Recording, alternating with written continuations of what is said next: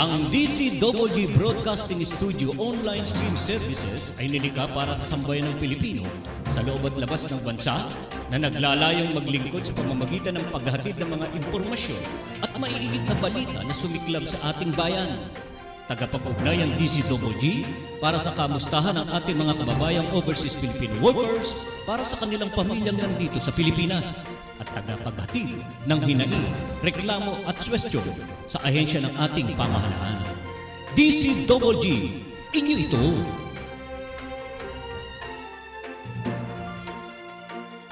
DCWG is a proud member of the Philippine Online Broadcasters Association. Ang DCWG Broadcasting Studio ay naglunsad ng isang proyektong mag-aalay ng handog sa darating na Pasko sa bawat pamilyang kapuspalad at miserableng namumuhay sa kariton, bangketa, tulay at mga ilog. Ang proyekto ay pinamagatang Pamaskong Handog Kapatid, nabuo sa tulong ng mga organisasyon at mga taong may magandang kalooban. Layo ng proyekto, iparamdam sa naghihirap na pamilya na may mga tao pa ring nag-aalala sa kanilang nakakaawang kalagayan upang iparanas ang diwa ng Pasko sa pamamagitan ng pag-aalay ng aginaldo na mapagsasaluhan nila sa Noche Buena. Pamaskong Handog Kapatid sa DCWG Broadcasting Studio.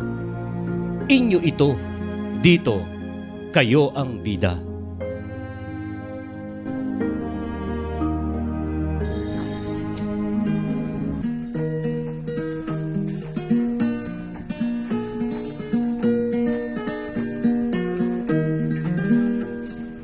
Oras na naman ng pagtitipon upang pag-usapan mga bagong impormasyon, mga kaganapang nangyari kahapon, mangyayari bukas at nangyayari ngayon.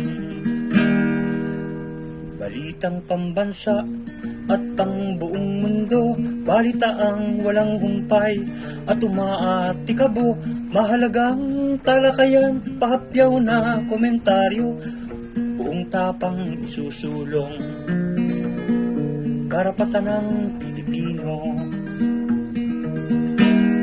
Ang DCWG, di pa na ng madla, makabagong himpilan, pahayagan ng malaya, sa mga kaganapan ay pupuri at pupuna.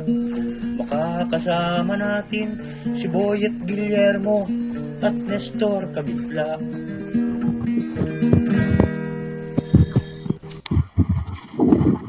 Yes! Magandang hapon po sa inyong lahat, Luzon, Visayas at Mindanao.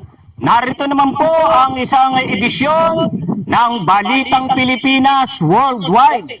Tayo po ay November 3. Hindi tayo nagkakamali. November 3. Mga kaibigan, November 3. At mapapansin nyo po mga kaibigan, ang background namin, wala kami ngayon sa studio.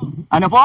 Kami po ay meron po kaming special coverage. Narito po kami sa bahagi ng Batangas City. O ba, isasabihin ko na. Nandito kami sa Barangay Kuta. Barangay Kuta, Batangas City. At syempre, ang partner ko, hindi ko iiwan. Kaya kita nyo, narito ang aking kapartner. Okay, magandang hapon po, mga milyong-milyon namin taga-panood. Kami po ay narito nga sa Barangay Kuta, Batangas City, na kung saan ay meron tayong isang opisyal ng lokal na pamahalaan ng Batangas City. At ito po ay kumakandidato bilang congressman o kaya representative na kung awa ng mahal ng Panginoon ay siya ipapalarin, siya po ay maluluklok sa Kongreso. At hindi na po kami magpapaligoy-ligoy pa ngayong hapon, mga ginigiliw namin tagapakinig. At ang tabayanan po nyo ang aming pagkikipag-ugnayan dito sa kay Vice Mayor Dr. Berrabe ng lungsod ng Batangas. Pare Boyet. Abay, inaasahan natin yan, ano? Inaasahan ng ating mga viewers na mapapanood nila, ano? Lalong-lalo na dito sa Batangas, ano? Sa Batangas City, mapapanood at makakapanayam natin, ha? At hindi lang yan. Narito, may ilang din tayong mga nakatakdang kapanayamin, ano? Ayan, di ba? Isang konsehal naman, di ba? Kung di tayo nagkamali, isang konsilor dito sa bayan ng San Jose, Batangas. Di ba? Kasamang Nestor. Kababayan niya na ating kababayang komentarista ng radyo na si kabayang Rene Santa Cruz. Yan ang idolo ng mga Batanggenyo. Hindi lang sa Batangas, buong nasasakupan ng Pilipinas. Pero, teka Teka muna, abay, nabanggit natin ang dalawang magiting at honorable na mga opisyal yung nasa likod naman natin, si Doc Jun Berbrabe. Ito pala yung kahawig ni John Berbrabe, na aking idolo na dating taga Bureau of Immigration. Ayan. Si Dr. siya ang first nominee. Berbrabe. Si Dr. ang first second nominee ng Buklod Pilipino Party List. At ang first nominee, yan, ay walang iba kung hindi yung magiting na mayor ng Imus, Cavite. Siguro, madaliin na natin ito at mabigyan na rin natin ang mga viewers na wala na ba tayong traffic update? No? Kailangan. Wala na tayong traffic update. Edi kami ay magbabalitaan na. Tuloy na yan. Edi doon na tayo dumako sa ating mga ulo ng balita. Sige, umpisa na natin ang ulo natin mga balita. Mga LGU na mabagal sa COVID-19 vaccination drive, pananagutin ni Pangulong Duterte. General curfew sa National Capital Region, inalis na ng Metro Manila Council. Ilang grupo pinababasura sa COMELEC ang kandidatura ni ex-Senator Marcos. Mga pribadong ospital nakakalas sa PhilHealth, nadagdagan pa. DILG pinag-utos ang malalimang investigasyon sa sunog sa Zamboanga del Sur na ikinasira ng 150,000 COVID-19 vaccine doses. BIR, mahigpit na binabantayan ang bentahan at smuggling sa bansa. Pop Francis nanawagan sa pagtigil ng paggawa ng mga armas. 15 universidad sa Pilipinas pasok sa Best Higher Education Institution sa Asia. Pananagutin ni Pangulong Rodrigo Duterte mga local government unit na mabagal sa COVID-19 vaccination drive.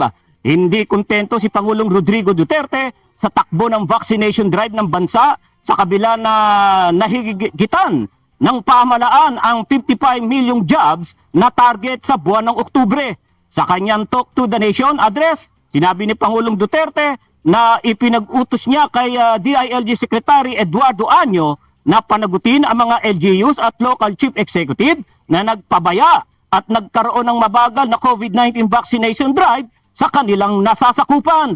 Paliwanag pa ng Pangulo, lagi din niyang pinaaalalahanan ang lahat ng mga ahensya ng pamahalaan na bilisan ang vaccination effort upang maabot ng Pilipinas ang target nitong makapagturok ng 1 milyong doses ng COVID-19 vaccine kada araw o higit pa. Ito ang inihayag ni Metropolitan Manila Development Authority Chairman Benhar Abalos base sa napagkasunduan ng lahat ng alkalde sa Metro Manila. Pero ayon kay Abalos, kung meron ng existing na curfew hours na ipinatupad ng isang local na government unit sa National Capital Region para sa mga minor de edad, ay igagalang ito at maaaring patuloy na maipatupad. Inanunsyo rin ng MMDA chief na pumayag na ang mga mall owner na magbukas ng alas 11 ng umaga hanggang alas 10 ng gabi matapos ang kanilang pulong kamakailan. Naghain ng petisyon sa Komisyon ng Eleksyon ang ilang grupo para ikansela ang kandidatura ni dating Senadora Ferdinand Bongbong Marcos Jr.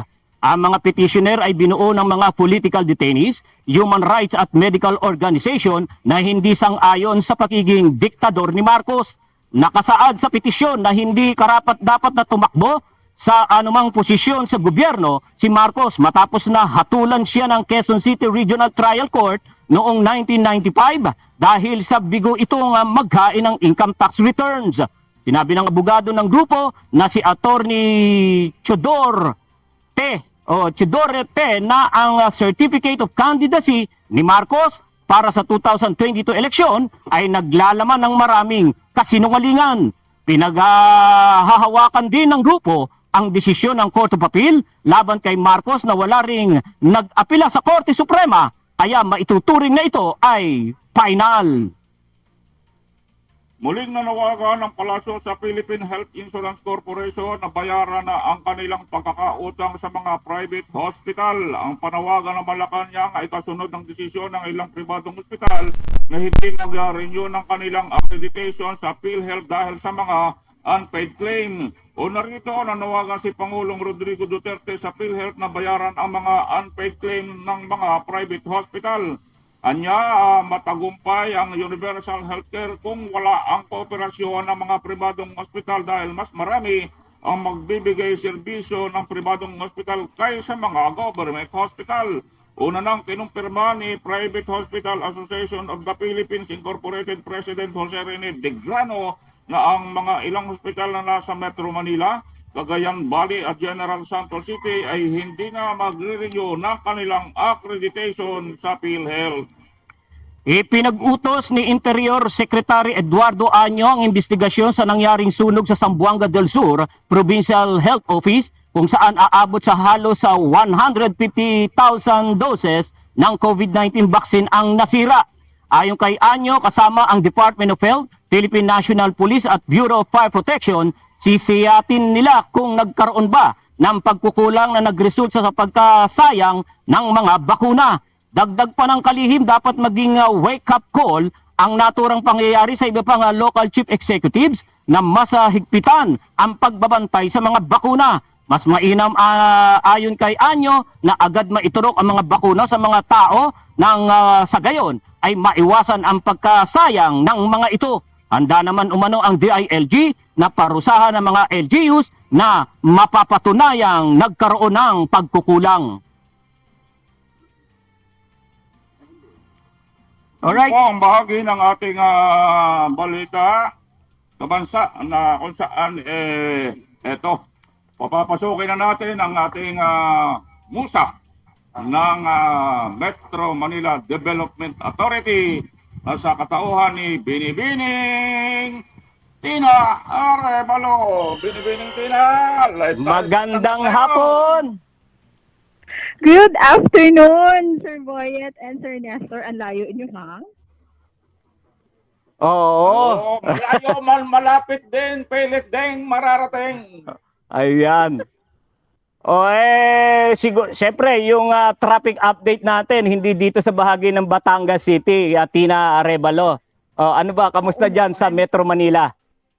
Oo, kasi may naiwan naman kayo ditong mga tagahanga nyo. Pero yung mga hahabol sa inyong dalawa dyan at dadaan sa kaswaan po ng South Luzon Expressway, mukhang mabilis ang magiging biyahe nila. Kasi mula dito sa may Magallanes hanggang sa may Sukat area ay mabilis. Yung volume ng mga sasakyan, pagdating niyo po ng Alabang, ay kahit pa paano tuloy-tuloy naman ho yan eh. Ang problemado yung pabalik ng Maynila, pabalik kayo ng Makati, kasi mula pa dito sa may Alabang Viaduct ay mararamdaman na ho yung pagbagal hanggang sa may Eurotex. Pero hanggang dyan lang po yan. Pagtawid yun na po ng Bikutan hanggang Magallanes, wala na po itong problema. Now sa EDSA, syempre, itong mga nandito, naiwan sa Metro Manila, Sa ngayon po ay damang-dama na ang pagbagal sa biyahe dito sa may northbound lane ng Ayala Tunnel hanggang dito yan sa may Kalayaan. Ganun din, punong-puno na at siksikan mula dito sa may Estrella. Tuloy-tuloy na ho yan hanggang sa makarating sila dyan bandang Ortigas at asahan muli ang problema pagbagal sa biyahe nila. Habang paparating sila dyan ng Takpo Aguinaldo, mabagal-bagal na rin ho yan habang papunta ho ng Cubao at punong-puno syempre. Bago pa ho mag-Quezon Avenue flyover kung kayo naman ay papunta sa direksyon ng SM North and Munio. Now, awesome shopping rewards await you with China Bank's 101st anniversary promo. Save big, shop big from August 1, 2021 to July 31, 2022. Visit www.chinabank.ph for promo details for DTI Fair Trade Permit number FTEB 123979, series of 2021, and ASC reference number 054P0802221CS. Member PDIC and BankNet. China Bank is regulated by the Bangko Sentral ng Pilipinas. Mula pa rin po sa traffic.com, ako po si Tina Arevalo nag-uulat para sa DZGG inyo ito. Alright? Tina. Sandali lang. Meron lang ako pahabol. Huwag mong kalilimutan ang Buklod Pilipino sa darating na halalan sa national and local elections. Iboto! Of course, naman. Buklod Sabi mo Pilipino Party List! Alright. Oh, relax ka lang. Darating tayo dyan. Babatiin natin ang ating mga viewers muna na nanonood. Oh, pasensya na po dun sa iba sapagkat hindi po ako naka-open ngayon ng aking Facebook. Pero alam ko napakarami ninyong nag-aantabay sa amin. Ito lang ang naibigay sa akin si Elena Ramos ng Cavite City at si Janela Marie ng Singapore. Ayan, sabi nila, good PM, God bless. Alright, maraming salamat at magandang hapon sa inyong lahat. At ngayon, narito na po ang aming makakapanayam. Walang iba kundi si Buklod Pilipino Party List, Dr. John Berberabe, ang second nominee. Alright. At ang first nominee ay si Mayor Manny Maligsi. Yan. Nako na yung nadali na. Oo. Ano tayo, pare? So, teka muna, bago ang lahat, hihingi tayo ng paumanhin kay Doc. Pinag-intay natin si Doc ba? Kumbaga sa mga pasyente, si Doc, pag may pasyente yan, agad-agad yan, tingnan agad, lagay agad ang stethoscope niya. Tingin agad yan. Alam mo ka paghintay. Hindi. Ang ibig ko sabihin, action agad si ang doktor. Hindi na pa paintay-intay, paligoy-ligoy pa. Alright. Hindi na tayo magpapaligoy-ligoy pa. Ayan. At ating pong pinakikilala namin sa sambayanang Pilipino ang aming makakaugnayang ngayong hapon na walang dilit iba ang Buklod Party List sa katauhan ni Dr. John Berberabe. Magandang hapon mo, Doktor. Isang mapagpalang hapon po sa ating pong mga viewers. So, welcome po to the beautiful city of Batangas. At kami po natutuwa at kayo po nakating dito sa amin sa lungsod ng Batangas. Ayan.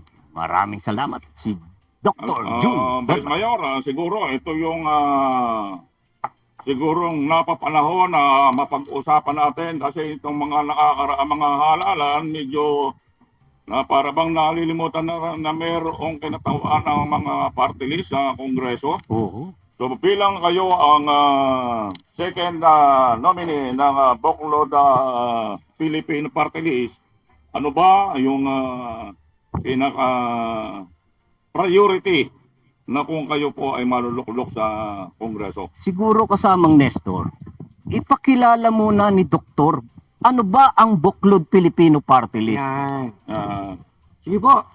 Ang Buklod Filipino Party List po ay isang party list na nag-ahangad na magbigay po ng mga magagandang programa patungkol po sa kalusugan, kabuhayan, edukasyon at pabahay. Ang Buklod Filipino Party List po ay kasama sa laban ng pamilyang Pilipino. At hangad po ng Buklod Filipino Party List, kapag kayo po ay malusog, masaya ang pamilyang Pilipino. Alright. so asa dyan, Doktor, itong buklod na Pilipino, papaano po nyo na isip na ito ay parang maging, ano ba yung sino ba yung pinaka-criteria? Sino yung utak? Bakit na ang Huwag grupo naman nyo utak. Parang sindikato yan pa. Sino yung lumikha? Oo. Yan, sino? Huwag yung... Ang lumikha po dito nga, Buklod Filipino Party List, ay nagmula po ito sa Imus, Cavite. At ito po ay si Sir Ayong, siya po ang city administrator ng ating kagalang-galang na mayor ng Imus, Cavite. Walang iba, si Mayor Emmanuel Maliksi. Ang vision po ng Buklod Filipino Party List ay mas mataas na antas na pamumuhay, hatid ng isang lakas ng pamilyang Pilipino. So makikita po nyo ngayong panahon ng pandemya, ang mga Pilipino po ay talagang nangangailangan ng mga programa, lalo-lalo na po para labanan natin ay itong krisis pagdating po dito sa COVID-19 virus disease. No? So hangad po namin na sana madagdagan pa ang mga dialysis facilities dito sa buong Pilipinas. Kita naman po natin yung ating mga COVID patients na nagda-dialysis, wala ko silang mapuntahan. At hangad din po sana namin na alam naman natin sa lungsod lang po ng Maynila na dyan ang ating mga health centers patungkol po sa kidney, sa heart, sa mga lungs. Sana po sa mga region, sa bawat region natin magkaroon po tayo ng mga satellite centers patungkol po sa heart center, lung center, kidney center para po yung mga kababayan nating mga mahihirap ay hindi na lumuwas. At dito lang po sa region ay ma-action na ang kanilang mga karamdaman. Siguro, Dr. Berberabe, yung nabanggit nyo, dagdag na rin natin, magkaroon na rin ng satellite sa mga bawat barangay na natakupan. Yung ba ay pwede na posibleng masagawa? Posible po yan. Isa po yan sa mga panukalang batas na gusto namin ilunsad pag kami po naluklok sa Kongreso dahil kami po naniniwala sa preventive medicine. Sa barangay level pa lamang, sana ay nabibigyan po ng aksyon ang mga karamdaman ng ating mga kababayan. Yung maintenance sa medications po nila for blood pressure, sa diabetes, lalo-lalo na po sa mga mahirap nating kababayan, dapat may ibigay na po yan sa barangay level para maiwasan po natin ang mga atake sa puso, stroke, mga kidney failure, para hindi na po mag-dialysis ang ating mga pasyente. Ngayon nga pong panahon ng pandemya, kahit vitamin C man lamang, may bigay natin sa mga bata, sa ating mga kasamahan sa barangay level pa lamang. At dapat po ito ay galing na sa ating national government kasi marami naman pong pondo ng ating national government na dapat po maramdaman ng ating mga kababayan. At kung sakali pa rin, Dr. Berberabe, na kayo nga ay maluklok bilang kayo ang kinatawa sa Kongreso, ito bang mga pamamahagi na mga medicine sa mga bawat munisipyo, ito ba ay sapat na o talagang kulang na kulang pa? Sa ngayon po ay kulang na kulang pa at kaya nga po narito kami para isulong po yung mga panukalang batas na magkaroon po ng mga mas marami pa pong ospital, no, sa bawat pong probinsya upang sa ganun magkaroon po tayo ng mga ganitong krisis ay may mapagdalhan naman ng ating mga kababayan. At saka siguro kung magkakaroon kayo ng malaking pondo o kaya mga donasyon na mula sa ibang bahagi ng mundo, yung ibang mga munisipal o bayan na walang hospital na para bang kung sa pansamantalang dalahan ng mga pasyente Yan. bago dalhin sa mga lungsod. Yun po ang importante ngayon. Oo, yan So, ang importante. abot kayang pagpapagamot sa mga ospital, no? At dapat lahat po yan ay libre, lalo-lalo na po sa ating mga kababayang mahihirap. Yan ang kagalingan ng isang doktor eh. Alam na alam ngayong mga problema ng lalo na sa ating kalusugan. So bukod diyan sa mga nabanggit na may plano din ba kayo na yung mga bawat barangay ay magkaroon ng ambulansya man lang? Ay, opo, napakalaga po dyan. Makikita po natin ngayong panahon ng pandemya, ang nagiging problema nga po yung mga COVID patient natin na nasa kanilang mga bahay, ay wala pong available na ambulance ang ibang LGU para dalhin po sila sa ospital. Kaya importante po yan na malaman na isa po sa mga importanteng programa ay mabigyan din po ng mga ambulances. Lalo-lalo na po yung mga malalayong barangay. Mga liblib na lugar. Yes, opo. Na malalayo po sa mga ospital. Opo. Para ba yata? Dok, kamusta naman po ang pagtanggap ng tao, ng publiko o ng mga iba pang mga organisasyon dito po sa Buklod Filipino Party List? Sa ngayon po ay nagsisimula po kaming ipakilala ang Buklod Filipino Party List, lalo na po dito sa probinsya ng Batangas, dahil sa likod po ang itong Buklod Filipino Party List ay isang lehitimong taga-lungsod ng Batangas. Kaya sana nga po sa tulong ng ating may kapal at sa ating po mga kababayan, sana nga po masuportahan ang Buklod Filipino Party List para may hatid po namin ang mga magagandang programa na nakalaan para sa kanila. Okay, boy. May tanong ka pa? Sige, go ahead. So, Doktor, itong Buklod na Filipino Party List, kayo ba ay nakapagsimula na ng mga pupuntahan sa mga bawat region na nasa dito ng region ng buong Pilipinas? Di Opo, ba? recently lang po, nagawa na po na kami ng aming mga tactical and strategical meetings with our first nominee, kay Mayor Emmanuel Maliksi. Kasama din po namin yung third nominee namin, si Consehal Vince ng Imus Cavite rin. At nagsisimula na po kami na maghanap at maghanap ng mga coordinators sa bawat distrito, sa bawat rehiyon po ng lalo-lalo na po dito sa Calabarzon. Yung mga multi-sector, kayo ba may mga pag-uugnayan dito? Yung ba, mga kooperatiba? Opo, at yan po ay kasali sa amin po sa mga pupuntahan po namin. At actually po, ang mga multi-sectoral groups na kailangan po namin mapuntahan, ay ito po mga tunay na bayani ngayong panahon ng pandemya, katulad po ng ating mga medical healthcare workers, no? Number 2 po, ang ating mga guro, bagamat limited po ang kanilang resources online, ay talaga po nagtsatsaga na magturo sa ating mga mga kabataan. At higit po sa lahat ay ang ating mga transport groups, no? Eh sino po magdadala ng ating mga pagkain sa araw-araw, kung magdi-deliver ng mga pagkain sa araw-araw, kung hindi po itong ating mga magigiting na drivers. So ito po yung mga ibang mga sectoral na dapat mabigyan pong pansin, madagdagan po kanilang mga honorarium, incentive, sahod, meal allowance, transportation allowances, kasi sila po talaga ang nagsasakripisyo, lalo na po ngayong panahon ng pandemya. Yan, ika nga, lalong-lalo na ngayon sa panahong ito, na dapat sana nga yung ganyang ay mapagtuunan ng pansin. Yes po. Minsan kasi yung ating national government, may mga magdodonate sa kanila pero hindi naman nakakarating sa mga remote area. Kung may mga remote area man na minsan dadaan pa yan sa local government unit, minsan hindi nakakatuloy mismo doon sa dapat pagbigyan Ito bang ninyo ay talagang direktang iba mga mahagi na hindi nadadaan sa local government unit. Totoo po, hindi na po. At itong mga ganitong programa ay dapat ay may lunsad agad para po sa kapakanan ng bawat isa. At napakaswerte nga po tayo ngayong araw na ito at nakasama po natin si Consehal Reggie Arcila na siya po ang magbibigay ng programa para mahubog po ang mga technical skills ng ating mga kabataan.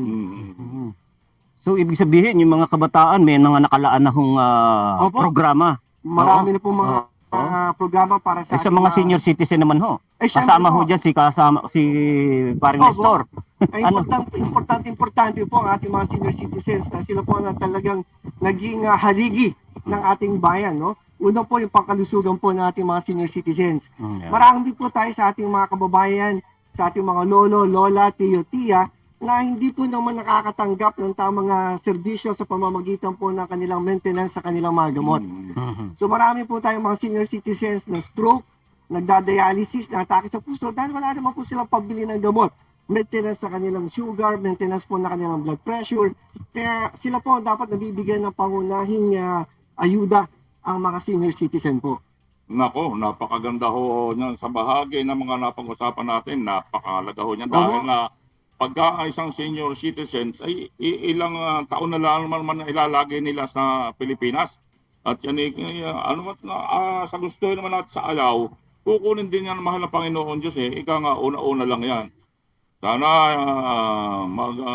tuloy-tuloy yung ganyang klase ng programa sa kung kayo ay sa House of Representatives. Sakali kasamang Nestor, ipahintulot nga ng ating Panginoon na nanalo, pumasok ang Buklod Filipino Party List.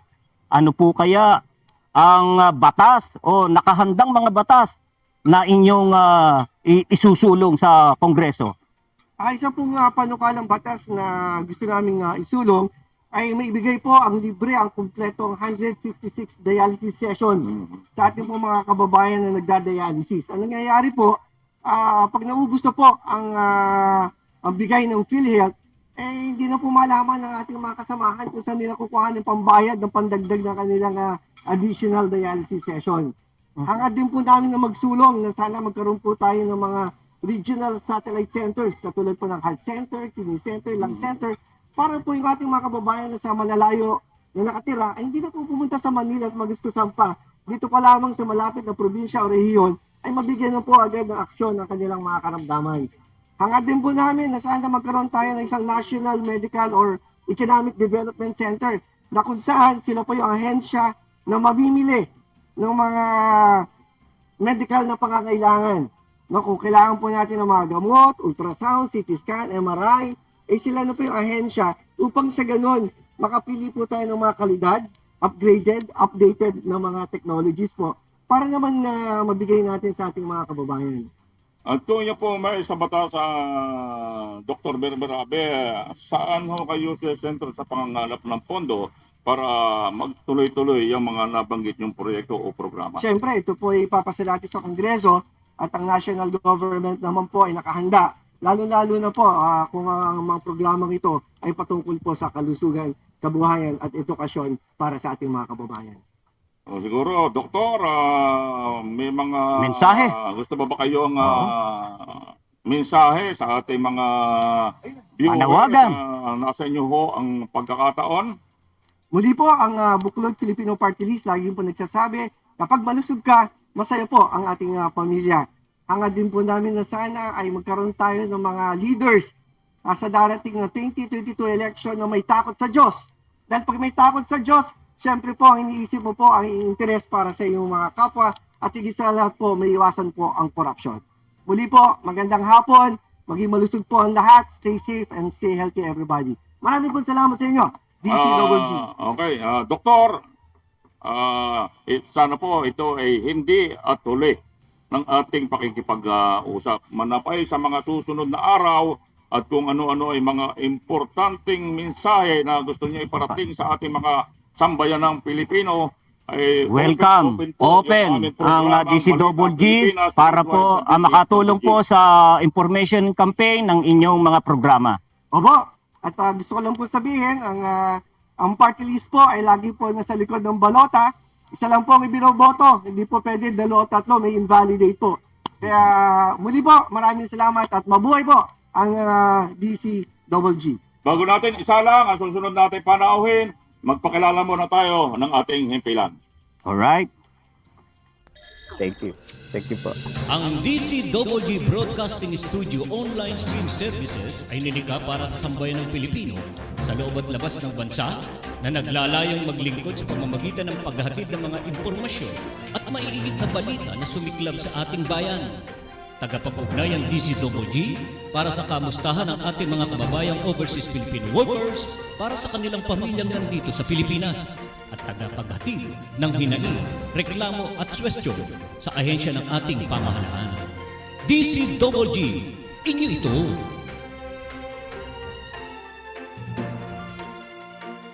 DCWG is a proud member of the Philippine Online Broadcasters Association.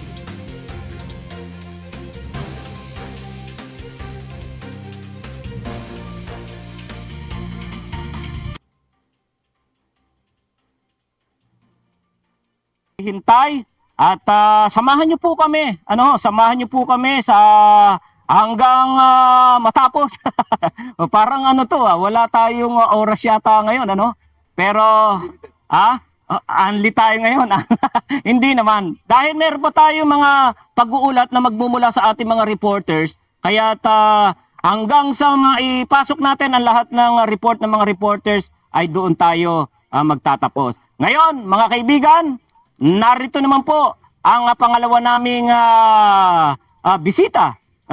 Akala mo amin itong lugar na to kaya bisita makakapanayam, ayan, si Ginoong Reggie Adaya Arcilla ng TESDA. Magandang araw po sa ating lahat, sa ating mga tagapakinig. Isang mapagpala at makasaysayang hapon po. Magandang hapon po sa ating mga kasama dito, mga magagandang lalaki. Magandang araw po. Welcome sa lalawigan ng Batangas. Hindi, ang magandang lalaki lang, nasa bahaging kaliwa ko. Ganun po. Pero ako, hindi, senior citizens na ako. Ayan. Alright. Kamusta ngayon ho? Ano pinakatawag sa inyo, sir? Director? Okay. Baka ma-miss ko tayo. Tayo po ang career ambassador ng TESDA. Career. Ang trabaho natin Ambassador. ay i-promote ang mga advokasiyang ibinibigay ng pamunuan ng Technical Education and Skills Development Authority or TESDA. Ano ba ang TESDA? Ano ba yung mga kurso na ino-offer ng TESDA? Ano ba yung mga trabaho na dapat taglayin ng isang graduate ng TESDA? Ayun. Naalaala ko yung si Deputy Director General Lina eh. Mas magaling ito magsalita kasi doon. Kay Director. DDG Lina, ating po kaibigan. Taga Batangas po, ang ating Deputy Director General Lina. Oo, ika nga naging panahon na rin namin dito sa aming impilan at matagal ko nang kakilala yan. So doon sa sinasabi nyo, Konsyal, doon sa advocacy na binabanggit nyo, ano pa ba yung pwede nyo iparating sa ating sambayan na Pilipino? Okay po. Alam niyo po mga kaibigan, ang TESDA po nung una, lagi may stigma na kapag sinabing TESDA, may kaakibat na salitang lang. TESDA lang. Oh. Na ngayon ay tinanggal na natin ang stigma na yan. Na ngayon, sinasabi natin na sa TESDA, sa flagship program ng ating Director General Secretary Isidro La Peña, gusto natin na TESDA abot lahat. Programa na kung saan ibinibigay sa bawat sektor ng lipunan, magmula sa ikaw ay nakakulong sa bilangguan, hanggang sa ikay out of school youth, hanggang sa mga rebelde na nagbalik loob sa gobyerno, target priority na bigyang panakasanayan ng ating Technical Education and Skills Development Authority. Ngayon, ang binibigay po natin ay hindi lang basta training. Kakibat nito yung tinatawag na trabaho. Gusto namin na kapag graduate ka ng TESDA, meron kang kalidad na trabaho na bawat isang Pilipino. Oras mismo, pag nakagraduate ka sa TESDA, hindi na sila yung maghahanap, manapay, magkakaroon automatic agad ng trabaho. Base sa pinakahuling tala ng Department of Labor and Employment, 7 sa bawat 10 graduates ng TESDA ay tiyak na nagkakaroon ng trabaho. Siyam sa bawat 10 graduates ng TESDA ay sinasabi ng mga employer na sila ay satisfied sa mga graduates ng TESDA. Narito po ang TESDA sa mga hindi makapagkolehiyo. Hindi natin sinasabi na huwag kayong magkolehiyo. Ang binabanggit lang natin na sa TESDA, may choice ka. Narito, kung hindi mo kaya maging doktor, baka pwede kang maging mekaniko at narito ang field mo. Kung sa tingin mo na ikaw ay security guard na may kakayanan ka sa pagluluto, bakit hindi mo subukan ang kursong baking ng TESDA? Kung ikaw naman ay nagwe-welding at gusto mo pa ng isang skilled na para kay makapahinga, pwede kang kumuha ng Hilot Wellness Massage. Sa TESDA po, mahigit sa 300 kurso ang ino-offer po natin. At ang pinakabaganda dito mga kaibigan, sa TESDA po ngayon may tinatawag tayong iba't ibang scholarship program. Isa na rito ang pinakasikat na Training for Work Scholarship Program. Sa TWSP program, ang mga kurso na ito ay libreng makukuha ng bawat isang estudyante. Libre ang training, libre ang assessment. Pagkatapos ng training, makakatanggap pa ang bawat bata ng higit kumulang 160 pesos per day na training support fund, plus 500 na PPE allowance, plus 500 na internet allowance. So kung halimbawa ang isang bata nakukuha ng call center NC2 training ay mag-undergo ng 18 days, makakatanggap ang bata ng more or less na sa 4,000 piso sa loob lamang ng 18 days period. Libre na ang training, binigay namin ang kasanayan, libre na ang assessment, at ang isang pinakamaganda nito, may support fund ang TESDA sa mga lalo't nag-pandemic ngayon. Walang kakayanan ng bata na pumunta sa assessment center o sa TESDA. Binibigay po namin siya sa mga blended learning. Pwede siyang gawing online. Nasa bahay ka lang, at your own time, at your own pace, natututo ka. Nakakapag-aral ka, nagkaka-allowance ka. Binibigyan ng gobyerno ang lahat ng pagkakataon para sa lahat ng sektor ay mabigyan natin ng pagkakataon na may pakilala ang TESDA dahil sabi nga ni aming Secretary General, sa TESDA, abot lahat.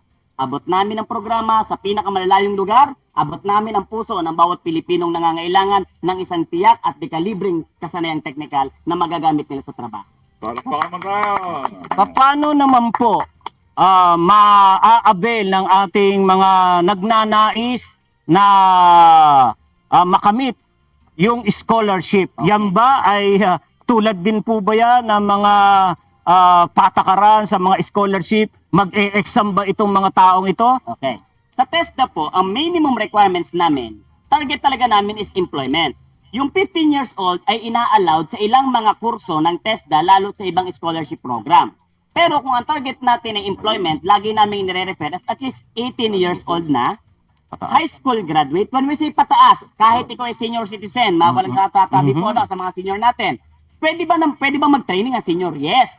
Provided that you are physically and mentally fit, pwede kang makapag-avail ng libreng training ng TESDA. Ngayon, ang binabanggit natin dito, dahil ang TESDA ay narito sa mga gusto makapagtrabaho, so bigyan natin ng konting limit.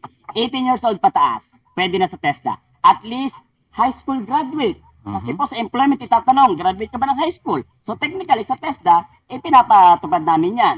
Plus, yung mga minimum requirements katulad ng practicing COVID-19, ito ay isang online application sa TESDA na kung saan kailangan ma-adapt mo ang new normal. Paano ba gumalaw ang isang estudyante sa loob ng assessment center o sa isang training center na ngayon ay pinapractice ang minimum health standard? Okay, so isa yun sa mga minimum requirements. And then, pictures na 1x1 and passport size, napaka-minimal lang yung magiging gastos dito dahil papaseros ka lang ng diploma at birth certificate, makaka-avail ka na ng libreng scholarship ng TESDA.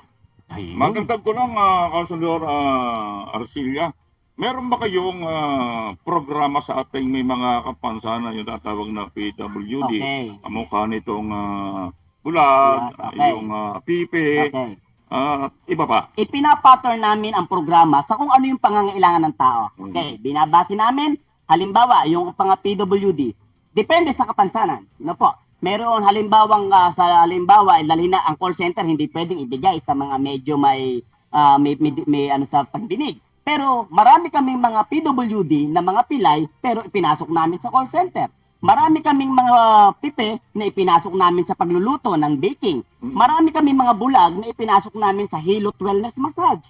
So kung ano yung partikular na trabaho, ibinibigay namin sa kung ano yung gusto at pangangailangan tiyak na magkakaroon ng trabaho yung isang specific na tao na yon. Paano yung kasi minsan merong na nagnanais na kababayan natin medyo mahirap makapasok sa TESDA at yung iba nalalayuan, wala ba tayong pwedeng ano sa mga barangay natin? Ang TESDA po, ang central office na sa Taguig. Okay. Sa bawat probinsya ng buong Pilipinas, may kanya-kanya kaming tinatawag na provincial office ng TESDA. At bawat provincial office ng TESDA, may ina-accredit at nire-register na mga technical vocational institution, mga pribadong institusyon at public institution na binibigyan ng karapatan ng TESDA na ikaw ay mag-offer ng halimbawang 3D animation NC2. Mag-offer ka ng welding, mag-offer ka ng cookery, mag-offer ka ng caregiving. Hindi lamang sa isang school, lahat ng kurso nandun. So, pag tinanong po, ang pinakamaganda, kung ang mga nahihirapan ng mga kababayan natin, maganda kung sa probinsya ka, magtungo sa pinakamalapit na TESDA Provincial Office. Kung ikaw naman ay nasa NCR, pumunta sa pinakamalapit na District Office ng TESDA. At doon i-identify anong barangay mo, anong bayan ka. Sasabihin mo, hindi sasabihin ni TESDA, ito ang mga school na malapit o nasa inyong bayan. At ito ang mga kursong ino-offer nila. Kung sakaling wala doon yung kurso, pwede ka naming i-refer sa pinakamalapit na school na pwede mo maabot. At maganda naman sa TESDA po ngayon, dahil blended learning na, ina-adapt namin ang new normal. Pwede ang full online delivery. Nasa bahay ka lang, nakakapag-training ka, tapos pagkatapos ng training, magkakaroon tayo ng graduation. Doon ina-award yung aming tinatawag na NC, National Certificate Level 1, Level 2, Level 3 hanggang 5. Ang TESDA po ay may NC5 na. Ito yung diploma program. 3 taon kukunin ng bata, magkaka-diploma program na. Sa halip na pupunta ako ng college na 4 years, ito 3 years, diploma program na. Pero ang pinaka-common na kilala na sa TESDA ay yung mga National Certificate Level 2. Ito yung lisensya mo sa isang partikular na kurso. Kung ikaw ay isang welder, kailangan may SMAW, NC2 ka. Kung ikaw ay maghihilot, kailangan meron kang Hilot Wellness Massage NC2. Kung ikaw ay isang caregiver, dapat meron kang caregiving NC2. Kung ikaw ay bookkeeper, may bookkeeping NC3. Lahat ng trabaho, tinatapatan namin ng kaakibat na sertifikasyon. Nang sa ganon, lahat ng trabaho ay maging lisensyado at may pakilala sa mundo kung gaano kagagaling ang talentong Pilipino. Dito po sa lalawigan ng Batangas, may mga ilang tanggapan nga. Ito ba, mayroon kayong tanggapan sa unang distrito, ikalawang distrito? Actually, hindi po. Ang provincial office po ng Batangas, dahil iisang probinsya, ang provincial office namin ay nag-iisa dito sa TESDA sa Taguig. Dito sa Batangas City, dito sa Mipi Herrera Street. Ngayon, kung pupunta ka kay taga Nasugbo, may mga school na accredited ng TESDA sa bayan ng Nasugbo. may school na accredited ng TESDA sa bayan ng Lemery, maging bayan ng San Jose. So bagamat ang provincial office ay nasa Batangas, ang mga schools na accredited ng TESDA ay matatagpuan sa iba't ibang bayan dito po sa lalawigan ng Batangas. May bayad po. Konsehal, yung isang bayan, isang maliit na bayan Okay. na hindi na wala accredited pa ang TESDA tungkol doon sa, Okay. sa May bayan. mga estudyante, nangyari po ito, halimbawa natin sa bayan ng Bawan. Ang isang kurso dyan na nag-iisa ay yung slaughtering operation. Paano pagpatay ng baboy? Isa sa pinaka-in-demand, butcher.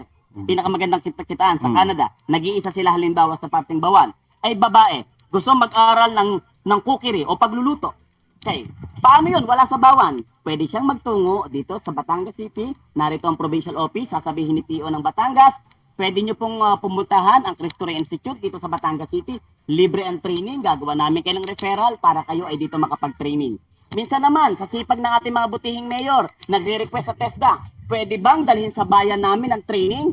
Halimbawa, ang welding, kahit na ako pumunta pa ng Kalatagan at ako'y taga rito sa San Jose, pwede bang dalhin na ang training sa San Jose? Pwedeng gawin natin yan through mobile training program and community service ng TESDA. Gusto nga po natin abot lahat. Ang mahalaga, sa bawat isang batch, may 25 estudyante na willing mag-aral ng isang specific na kurso. Meron po bang bayad yung mga gustong makapag-skill sa TESDA at doon sa mga accredited na nabanggit ninyo, halimbawa mga school na accredited, nagbabayad po ba sila? Meron ba siyang dapat ibayad ng mga gustong makapag-training? Okay po. Sa dami ngayon, sa laki ng alokasyon ng TESDA sa scholarship program, lahat ng training ngayon binibigay namin libre. May allowance pa kaming binibigay.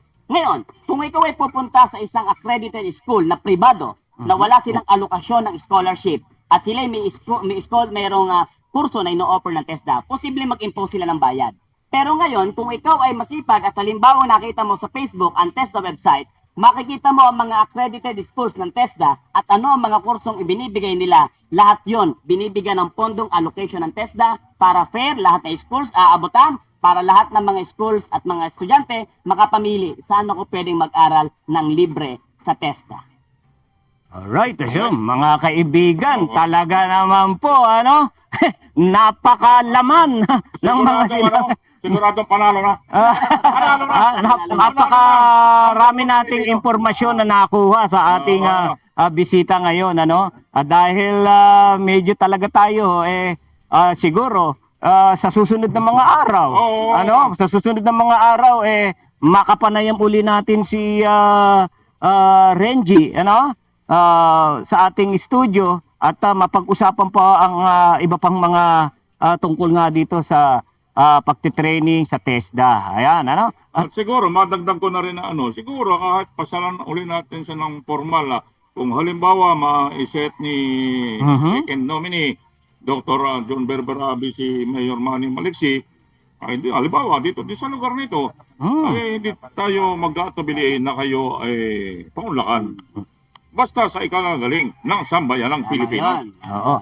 Pating words ang Konsehal Rene Arcilla ng bayan ng Reggie. San Jose. Ang Rene po, tatay ko na. Ako na po ang Renji. hindi nagkamali. Hindi nagkamali. Kasi ito rin naman ang Rene. Okay. Alright. Okay, sa aking mga kapwa Pilipino, ang TESDA po ay narito. Tutulungan po namin kayo. Ang TESDA, abot lahat. Programa ni Secretary Isidro La Peña, gusto namin abutin ang lahat ng mga nangangailangan. Libre po ang training ng TESDA. May scholarship ka pang matatanggap na 160 pesos per day, 500 na internet allowance, 500 na PPE allowance, 100 pesos na GSIS insurance sa loob na isang taon habang ikaw ay nagtitraining. Kaya ano pang iniintay nyo?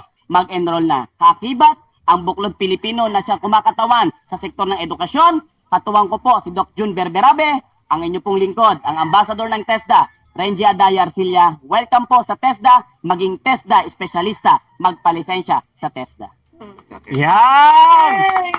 At Talaga naman. siguro, irirekomenda ko na lang si Ambassador na maging tagapagsalita ng TESDA. Sapagkat malaman at marami tayong makukuha sa kanyang mga impormasyon. Ayan. Maraming salamat po, Reggie, sa iyo pong pagpapaunlak sa amin dito sa aming programang Balitang Pilipinas Worldwide. Ayan. So, Ang tabayaran. commercial muna tayo. Bago Alright. ang ating closing remark. Sige, papakilala muna kami ng aming himpilan. Huwag po kayong aalis. Nandito lang po kami. Ang DCWG Broadcasting Studio online stream services ay nilikha para sa sambayan ng Pilipino sa loob at labas ng bansa na naglalayong maglingkod sa pamamagitan ng paghahatid ng mga impormasyon at maiinit na balita na sumiklab sa ating bayan. Tagapag-ugnay ang DCWG para sa kamustahan ng ating mga kababayang overseas Filipino workers para sa kanilang pamilyang nandito sa Pilipinas at tagapaghatid ng hinaing, reklamo at suwestyon sa ahensya ng ating pamahalaan. DCWG, inyo ito!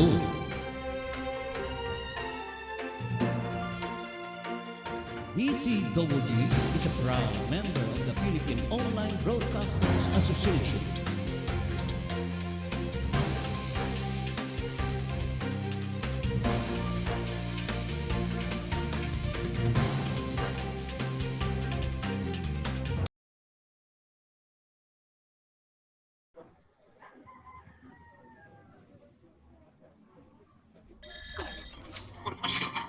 Okay. Narito po kami sa Batangas, sa Barangay Kuta. Sa Lolos Place ng Barangay Kuta, Batangas City. Ito po ay sa kapatid ni Dr. John Berabe. Ay, ang sarap ng spaghetti. Daig namin kayo.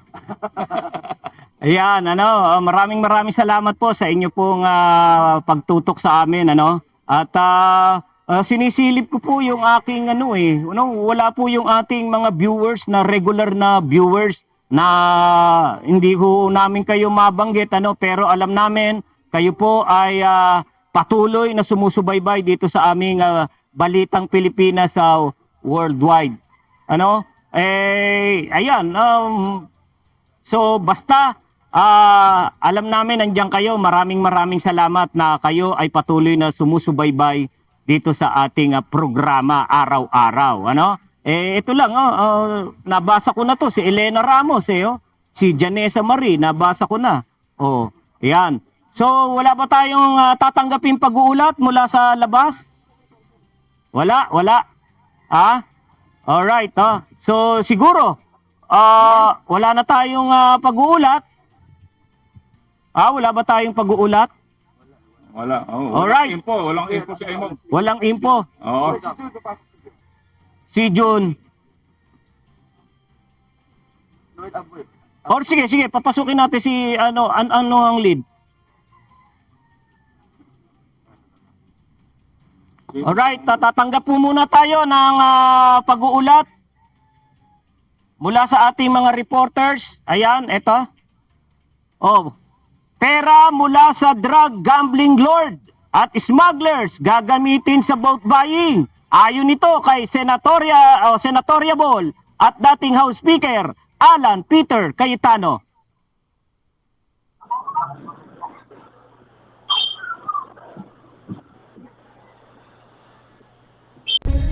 DCWG Patrol Report! Sige nga, Noel Abuel, ibalita mo.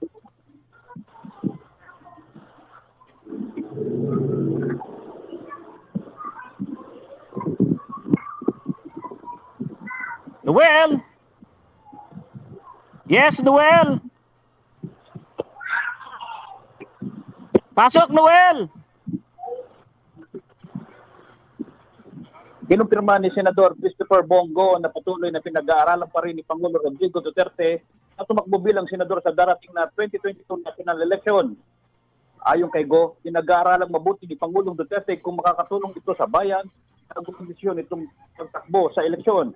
Sinabi pa ng senador na kasalukuyang ini-examine ni Pangulong Duterte ang mga bagay-bagay bago magdesisyon kung tatakbo o hindi sa eleksyon, kung saan magiging PDP laban ay hinihintay ang desisyon nito. Tinitingnan din niya nito ang slate ng administration ng PDP kung makakatulong ito at maraming mananalo sa parte ng administration party. Sinabi ni Go na pinisilit ng PDP laban sa pamumuno ni Energy Secretary Alfonso Cusi si Pangulong Duterte na tumakbo bilang senador sa 2022 election. Sinabi pa ng senador na magpupulong ang PDP Laban Official sa Nobyembre 15 upang formal na ilabas sa listahan ng mga kakandidato sa darating na eleksyon. Ito sinuwalaban na gulat para sa DCWG. Inyo ito. Alright, maraming salamat sa iyo, Noel Abuel, sa iyong pag-uulat na yan mula sa Senado. Alright, nais ko lamang pong ipabatid sa inyo, mga kaibigan, ito pong broadcast po nating ito ay kasabay pong napapanood sa Laguna Province page. Ano po, maraming salamat po sa Laguna Province page.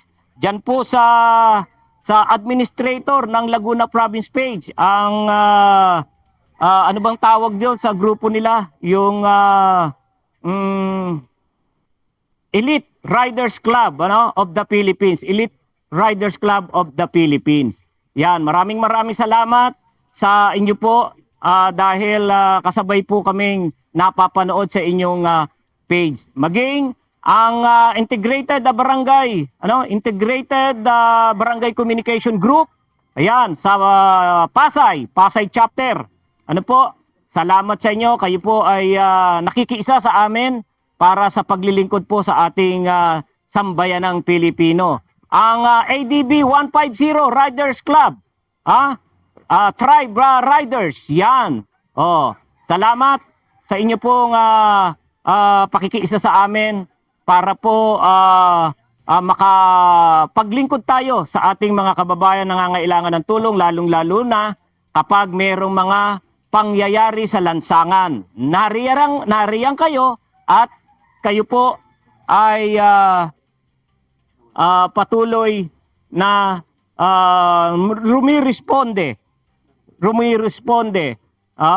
rumiresponde sa ating mga kababayan na kapag sila ay nasiraan sa lansangan.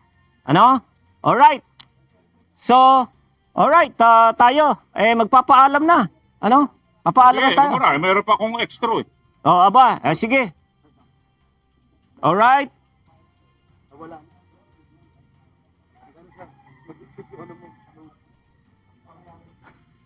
Alright. So, maraming salamat sa inyo. Okay. Okay. Sa kanti inamunting palakol ay nakakabuwal din ng malaking kahoy katulad ng araw inyong mga pigilan, pilit na susuksok sa dakong kanluran. Ngunit may pangakong muling babalikan, hatid ay pag-asa ng bukang liwayway, sariwa ang balita at mga kaganapan aming ihahatid sa inyong tahanan. Tuloy ang bangi kahit basa ang bunot. Ako si Nestor Kagitlay, pansamantalang nagpapaalam. Kami po ay muling magbabalik upang kayo ay aming magkarinigan. Stay safe and healthy. God bless. Magandang hapon Sa inyong lahat. Ang DCWG Broadcasting Studio online stream services ay nilikha para sa sambayan ng Pilipino sa loob at labas ng bansa na naglalayong maglingkod sa pamamagitan ng paghatid ng mga impormasyon at maiinit na balita na sumiklab sa ating bayan. Tagapag-ugnay ang DCWG para sa kamustahan ng ating mga kababayang overseas Filipino workers para sa kanilang pamilyang nandito sa Pilipinas at tagapaghatid ng hinaing, reklamo at suwestyon sa ahensya ng ating pamahalaan. DCWG, inyo ito!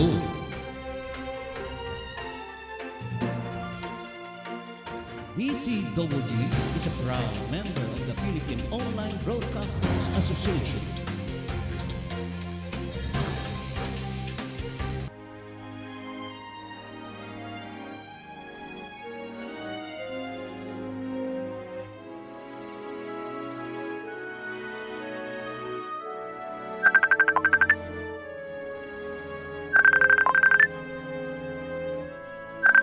Have yourself a merry little